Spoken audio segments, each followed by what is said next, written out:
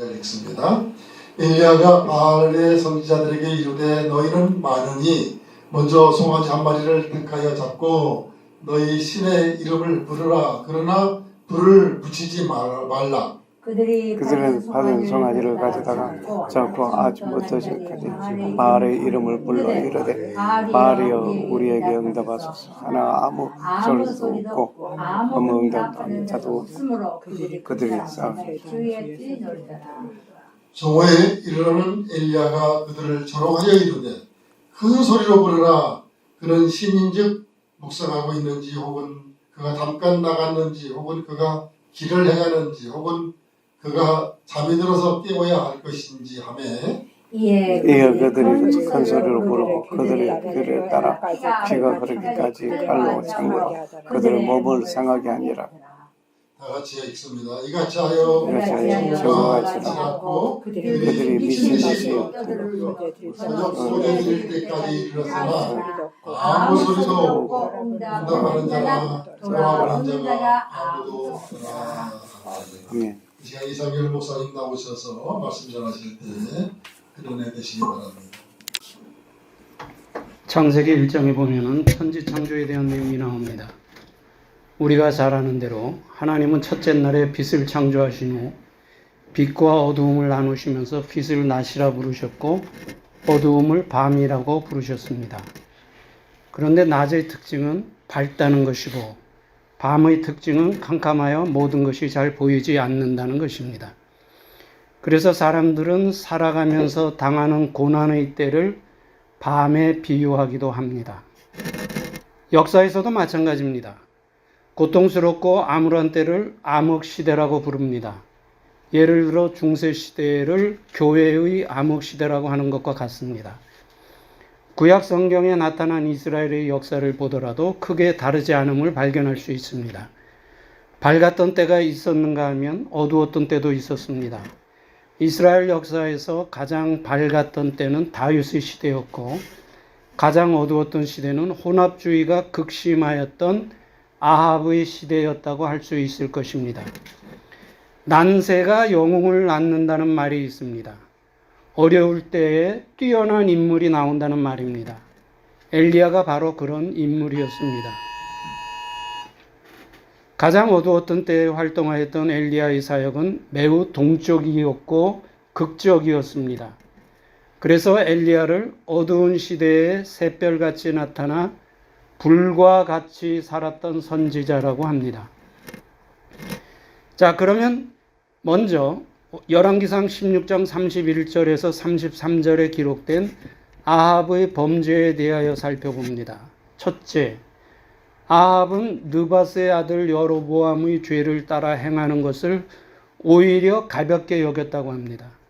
이러한 아합의 행위는 악의 상징이었던 여로보암의 죄보다도 더 공격적이며 의도적인 범죄였다는 것을 말해줍니다. 둘째, 아합은 시돈왕 엣바알의 딸 이세벨을 아내로 맞아 바알을 섬겼다고 하였습니다. 이러한 아합의 행위는 신정국가였던 이스라엘에 하나님께서 유일신 되심을 거부하는 악한 범죄였다는 것을 알 수 있습니다. 셋째, 아합은 사마리아에 건축한 바알의 신전 속에 바알을 위하여 단을 쌓았다고 하였습니다. 이러한 아합의 행위는 이스라엘을 선택하신 하나님의 뜻과 언약을 뿌리째 부정하는 범죄였다는 것을 알 수 있습니다. 넷째, 아합은 아세라 목상을 만들어서 그 전의 모든 이스라엘 왕보다 심히 하나님의 분노를 격발하였다고 했습니다. 이러한 아합의 행위는 하나님의 심판을 전혀 두려워하지 않는 대담한 범죄였다는 것을 알 수 있습니다. 오늘은 엘리야의 세 번째 시간으로 본문을 중심으로 해서 살펴보겠습니다. 성경에 나타난 이스라엘 백성들의 대표적인 범죄는 바알 숭배였습니다. 이스라엘 백성들이 가나안에 들어가 정착한 이후부터 멸망할 때까지 약 800년 정도 기간 동안 바알로부터 자유로웠던 때는 거의 없었음을 보게 됩니다. 바알은 지배자, 주인이라는 뜻으로 가나안 사람들은 바알이 비와 바람과 이슬, 그리고 풍요와 번식을 내려준다고 믿었습니다. 그래서 농사를 주업으로 하던 가나안 백성들에게는 대단히 중요한 신으로 간주되었다는 것입니다. 자, 그러면 이스라엘 역사에 바알이 들어오게 된 배경을 찾아봅니다. 애굽에서 해방된 이스라엘 백성들이 광야를 거쳐 가나안에 들어가기 전에 하나님께서 여호수아에게 하신 말씀이 있습니다. 가나안에 들어가면 이미 정착하여 살고 있던 가나안 7민족들을 다 내어 쫓으라는 말씀이었습니다.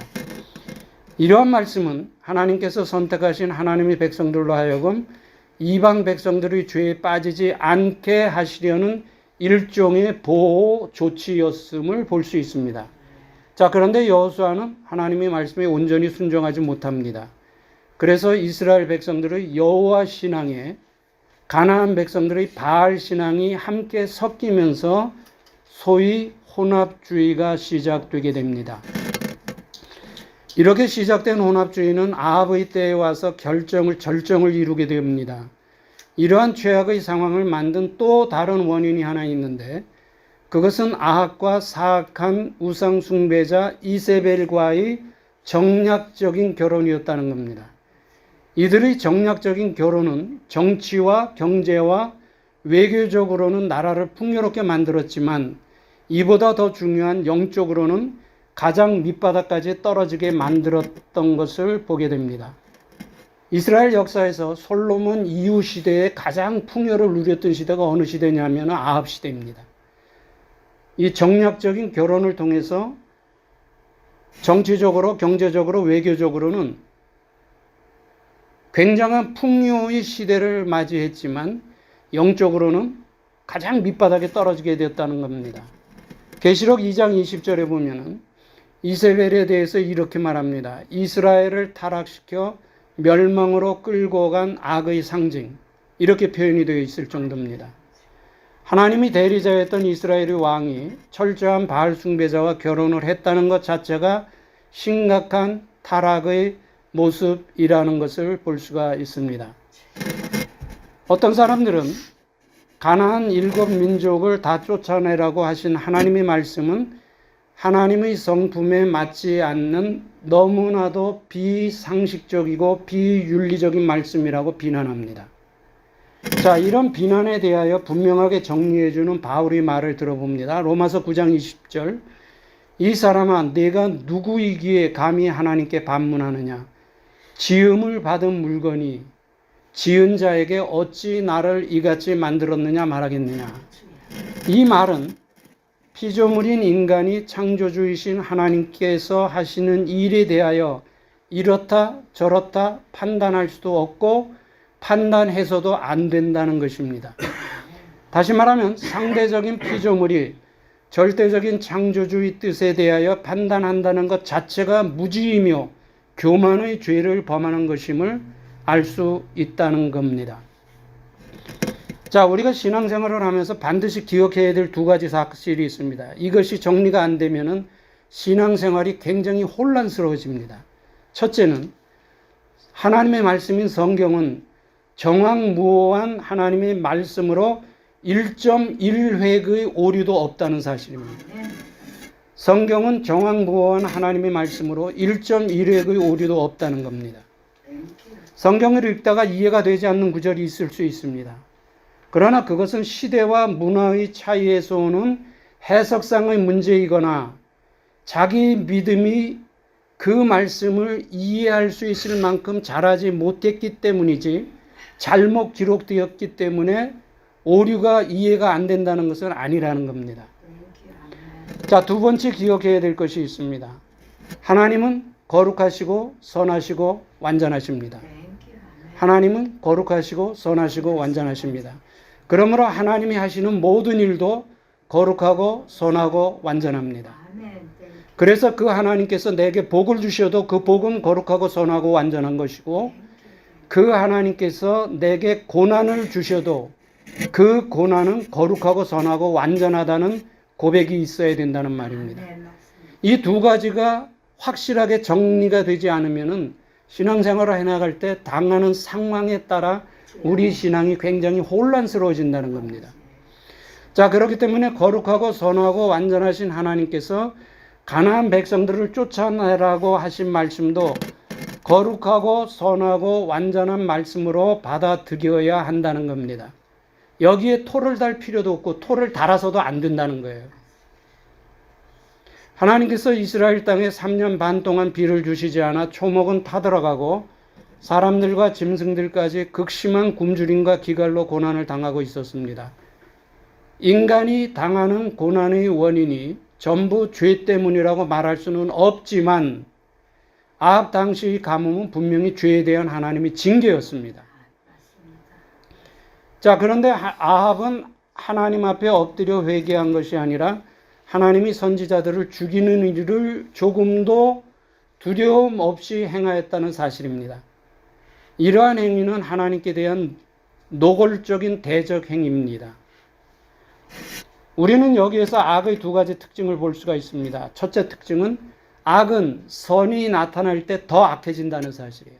악은 선이 나타날 때 더 악해진다는 사실과 둘째, 악은 또 다른 악의 원인이 된다는 사실. 악은 또 다른 악의 원인이 된다는 사실입니다. 자, 이제 본문으로 돌아와서 26절을 봅니다.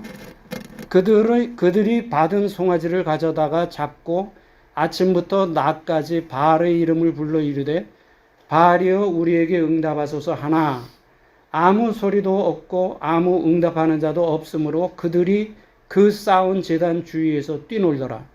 28절을 봅니다. 이에 그들이 큰 소리로 부르고 그들의 규례를 따라 피가 흘리기까지 칼과 창으로 그들이 몸을 상하게 하더라. 29절을 봅니다. 이같이 하여 정오가 지났고 그들이 미친 듯이 떠들어 저녁 소재 드릴 때까지 이르렀으나 아무 소리도 없고 응답하는 자나 돌아보는 자가 아무도 없더라. 바알의 선지자들이 아침부터 저녁 때까지 그것도 자기들이 몸을 상하게 하면서까지 바알에게 불을 내려달라고 아우성쳤으나 아무런 응답이 없었다는 것입니다. 자, 이 말씀은 우상의 특징을 보여주는 말씀인데 우상의 특징이 있습니다. 그것은 응답이 없다는 거예요. 왜 응답이 없습니까? 죽은 신이기 때문에, 거짓 신이기 때문입니다.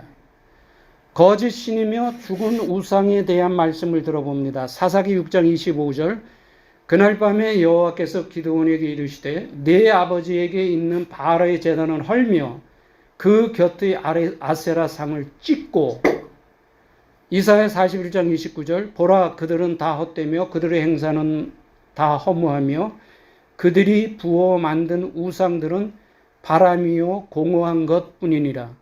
에레미야 14장 22절 이방인의 우상 가운데 능히 비를 내리게 할 자가 있나이까 하늘이 능히 소나기를 내릴 수 있으리이까. 아침부터 해가 질 때까지 몸을 상하게 하면서까지 부르짖는 바알의 선지자들의 모습과 자기의 선지자들이 이렇게 하는데도 불을 내려주지 못하는 바알을 보고 있는 이스라엘 백성들은 어떤 생각을 가지고 있었을까요? 자, 이런 모습을 바라보고 있던 엘리야의 반응입니다. 27절을 봅니다. 오정에 이르러는 엘리야가 서를 조롱하여 가로되 큰 소리로 부르라. 저는 신인즉 묵상하고 있는지 혹 잠깐 나갔는지 혹 길을 행하는지 혹 잠이 들어서 깨워야 할 것인지. 엘리야의 이 말은 바알의 선지자들과 이스라엘 백성 앞에서 바알의 신의 수준에서 그들이 믿는 대로 그들이 말하는 대로 신의 수준에서 인간 이하의 수준으로 끌어내리는 조롱의 말입니다. 왜 그렇습니까? 만약 바알이 인간 수준이라도 되었다면 자기의 선지자들이 이 정도로 부르짖었을 때 어떤 방법으로든지 반응을 보였을 것입니다. 어떤 방법으로든지 반응을 보였을 것입니다. 그런데 전혀 반응이 없었다는 것은 인간의 수준도 못 된다는 것을 보여주는 하나의 예지요. 인간의 수준도 안 되는 것이 바로 우상의 수준이라는 겁니다. 이제 바알은 거짓신이요 죽은 우상이기에 아무런 도울 힘이 없다는 사실이 드러났습니다. 그럼에도 이스라엘 백성들은 우상 숭배를 버리지 못하여 결국은 하나님의 심판으로 멸망을 당하는 아픔을 겪게 됩니다. 자, 그러면 엘리야 당시의 상황을 오늘 우리의 상황으로 가져와 보겠습니다. 오늘 우리는 이스라엘 백성들이 섬겼던 바알은 섬기지 않습니다. 그 이유는 엘리야의 시대와 오늘 우리의 시대가 너무나 다르기 때문입니다. 자, 그러나 사탄은 보이는 바알 대신 보이지 않는 바알을 통해서 이 시대를 살아가는 우리들을 넘어뜨리고 공격하고 있다는 사실을 볼 수 있어야 된다는 말입니다. 자, 그러면 이 시대에 있어서 보이지 않는 바알은 무엇일까요? 먼저 사도 바울이 말을 들어봅니다. 디모데후서 3장 1절 2절. 너는 이것을 알라. 말세에 고통하는 때가 이르러 사람들이 자기를 사랑하며 돈을 사랑하며 자랑하며 교만하며 비방하며 부모를 거역하여 감사하지 아니하며 거룩하지 아니하며. 자, 이어서 여기에 대한 사도 요한의 말도 들어봅니다. 요한일서 2장 16절. 이는 세상에 있는 모든 것이 육신의 정욕과 안목의 정욕과 이생의 사랑이니 다 아버지께로부터 온 것이 아니요 세상으로부터 온 것이라. 바울과 요한의 말을 종합하면 오늘날의 보이지 않는 바알은 자기 사랑 또는 자기 숭배라고 말할 수가 있습니다.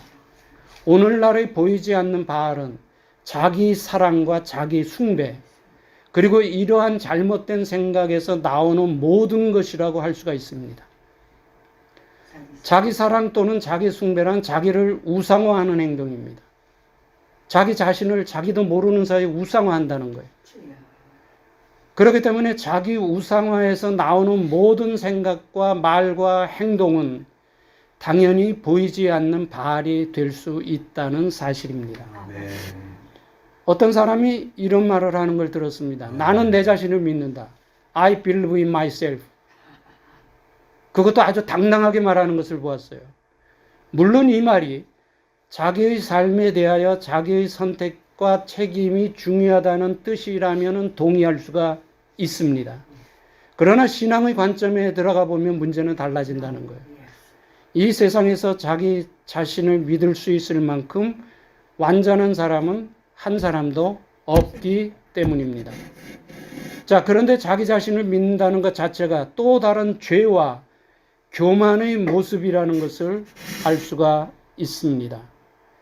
자, 모든 인간이 죄인이라고 말합니다. 모든 인간이 죄인이라는 말에는 두 가지의 사실이 들어 있습니다. 첫째, 모든 인간은 죄에 약하다는 사실입니다. 모든 인간은 죄에 약하다는 사실이에요. 둘째, 죄가 들어오는 통로가 항상 열려 있다는 것을 보여줍니다. 우리에게 죄가 들어오는 통로는 항상 열려 있다는 것을 우리는 인정을 해야 된다는 말이에요. 가룟 유다는 특별히 물질에 약했습니다. 유다에게 있어서 보이지 않는 바알은 물질이었습니다. 결국 물질의 유혹이 들어오는 통로를 막지 못해서 예수님을 팔아버리는 죄를 범하게 되었다는 것입니다. 우리가 아는 대로 사단은 영적인 존재이고 우리는 육적인 존재입니다. 사단은 영적인 존재이고 우리는 육적인 존재입니다. 사단은 보이지 않는 존재이고 우리는 보이는 존재라는 겁니다. 영적 존재는 육적인 제한을 받지 않기 때문에 육신을 가진 인간보다 더 지혜롭고 강하다는 것을 인정해야 합니다. 어떤 사람이 있었습니다. 미국에 이민 와서 LA 근처에서 조그만 비즈니스를 시작했습니다. 그런데 불행하게도 마약에 손을 대어 인생의 밑바닥까지 떨어지게 됩니다. 자, 그런데 인생의 절벽 끝에 섰을 때 그는 극적으로 예수님을 만나게 됩니다. 하루아침에 변화가 돼요.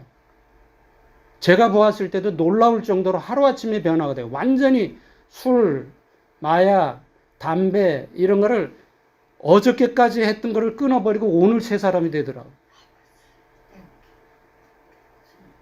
그리고 하는 말이 자기 일생에서 이런 기쁨은 한 번도 느껴보지 못했다는 거예요.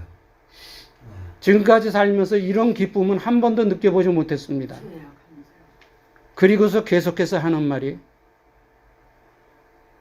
사탄이 자기를 시험해 봤으면 좋겠다는 거예요. 사단이 저를 한번 시험해 봤으면 좋겠습니다. 이길 자신이 있습니다. 이러더라고요.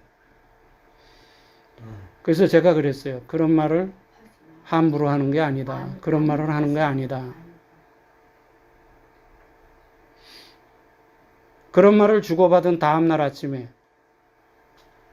돈 문제로 아내와 아주 심하게 다투었다고 합니다. 아내와 크게 다투고 난 후에야 그 전날 한 말이 생각나더라는 겁니다. 그래서 화를 낸 것은 사단에게 졌기 때문이라는 사실을 깨닫고는 앞으로는 절대 그런 말 하지 않겠습니다. 우리에게 죄성이 있다는 사실을 인정하고 항상 조심하는 것이 필요합니다. 나는 괜찮아.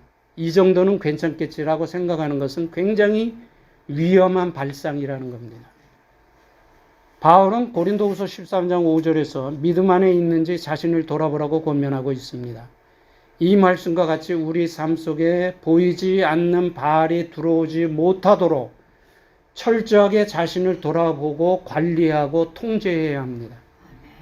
이거 훈련입니다. 이것은 어떻게 보면 우리 사명 중에 하나라고 말할 수 있을 정도로 중요하다는 겁니다. 이러한 삶은 바울이 에베소서 6장에서 말하는 것과 같이 하나님의 전신갑주를 입는 것으로부터 시작된다는 것입니다. 플라톤 우리 잘 알지요. 플라톤의 제자였던 프로필로스라는 사람이 있습니다. 그 사람은 바다를 무척 좋아했다 그래요. 그래서 바닷가에 집을 짓고 시간이 있을 때마다 뱃놀이를 자주 했다고 합니다. 그러던 어느 날 풍랑을 만나 죽을 뻔한 경험을 하고 난 후에는 바다를 멀리한 것은 물론 바다를 향한 자기 집의 창문까지 다 막아버렸다는 거예요. 이것은 미리 경계하는 좋은 본보기 중에 하나라고 볼 수가 있습니다. 창조주이신 하나님은 거짓 신이며 죽은 신인 우상을 가장 싫어하십니다. 그래서 엘리야를 통해서 바알은 거짓 신이며 죽은 신이라는 사실을 보여주셨습니다. 그럼에도 우상에 대하여 경계심을 갖지 못했던 이스라엘 백성은 하나님의 심판을 피하지 못했다는 겁니다. 오늘날 우리에게 보이는 바알은 없습니다. 우리에게 보이는 바알은 없습니다. 그러나 보이지 않는 바알은 분명히 존재합니다. 사단은 보이지 않는 바알을 통하여 우리를 넘어뜨리려고 도전하고 있다는 사실을 인정하고 기억하고 관리하고 통제하고 조심해야 된다는 말입니다. 그래서 우리들이 삶 속에 들어오려고 하는 보이지 않는 바알을 차단함으로 하나님이 기뻐하시는 진실한 그리스도인의 삶을 살아가야 할 줄로 압니다. 이러한 삶을 사시는 우리 모두가 되기를 주님의 이름으로 축원합니다. 기도드리겠습니다. 하나님 은혜와 사랑을 감사합니다. 엘리야를 통해서 주신 교훈을 같이 나누었습니다. 이스라엘 백성들은 보이는 바알을 섬겼으나 오늘날 이 시대의 사람들은 보이지 않는 바알을 섬기고 있는 것을 봅니다. 하나님, 항상 죄에 대하여 열려있는 죄의 통로에 보이지 않는 바알이 들어와 우리를 넘어뜨리지 못하도록 하나님의 전신갑주를 입고 저희를 잘 관리하고 통제하고 하나님의 백성으로 살아갈 수 있도록 인도하여 주시옵소서. 예수님의 귀하신 이름으로 기도드리옵나이다. 아멘.